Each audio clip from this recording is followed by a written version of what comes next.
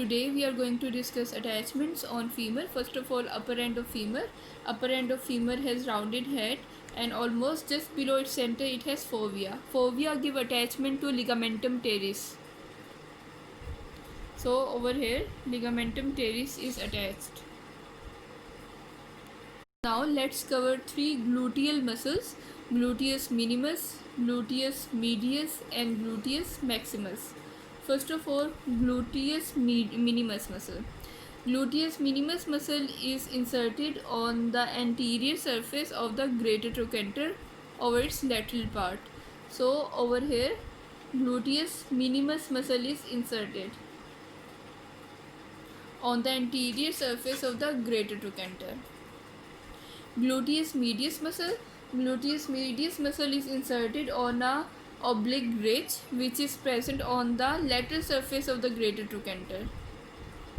So this is an oblique ridge which is present on the greater trochanter on the lateral surface. So over here gluteus medius muscle is inserted.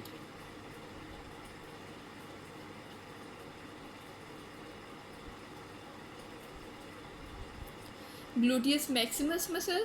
Gluteus maximus muscle is inserted on the gluteal tuberosity. Gluteal tuberosity is present on the lateral lip of the linea aspera posterior to the shaft. So over here on the lateral lip of the linea aspera, this part is of gluteal tuberosity. Over here gluteus maximus muscle is inserted.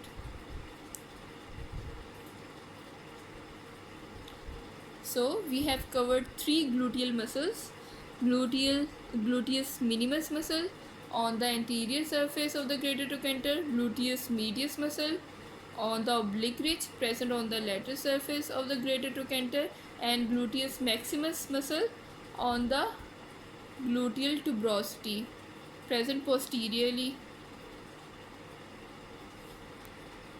On the medial surface of the greater trochanter, there are four muscles that are inserted. Rough impression, which is present on the medial surface of the greater trochanter.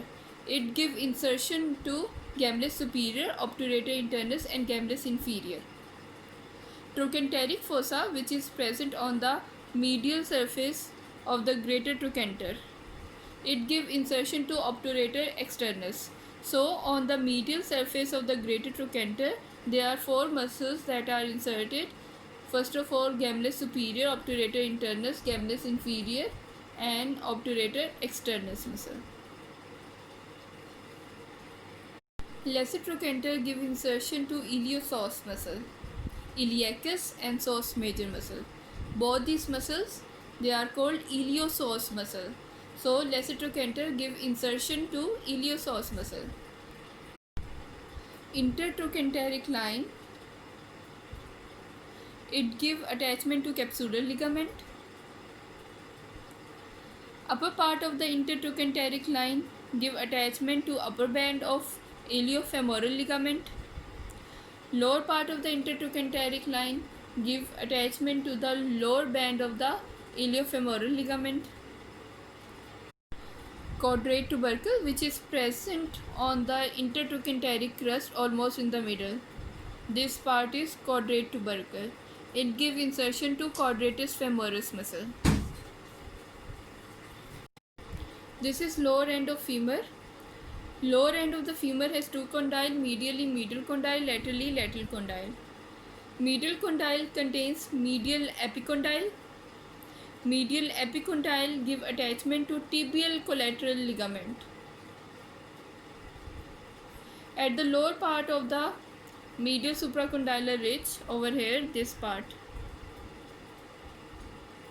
this elevation is called adductor tubercle. Over here adductor magnus muscle is inserted. So medial condyle give attachment to tibial collateral ligament on the medial epicondyle, and adductor magnus muscle is inserted on the adductor tubercle over here. Lateral condyle. Lateral condyle has popliteal fossa. It gives origin to popliteus muscle. So popliteus muscle originates from the popliteal fossa.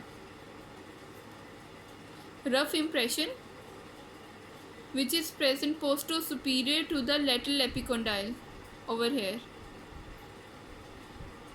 It gives attachment to lateral head of the gastrocnemius muscle.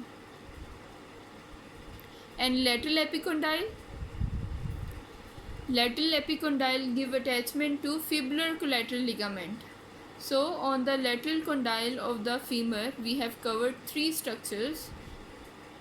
First of all, popliteus muscle that arises from the popliteal groove. Muscular impression, which is present posterior to the lateral epicondyle. It gives origin to the lateral head of the gastrocnemius and lateral epicondyle. It gives attachment to fibular collateral ligament. Intercondylar notch give attachment to anterior and posterior cruciate ligaments. Anterior cruciate ligament is attached on the posterior part of the medial surface of the lateral condyle of the femur. This is lateral condyle. So posteriorly over here, anterior cruciate ligament is attached. On the medial condyle, anteriorly, posterior cruciate ligament is attached. So anterior cruciate ligament is attached slight posteriorly on the lateral condyle, and anteriorly on the medial condyle, posterior cruciate ligament is attached.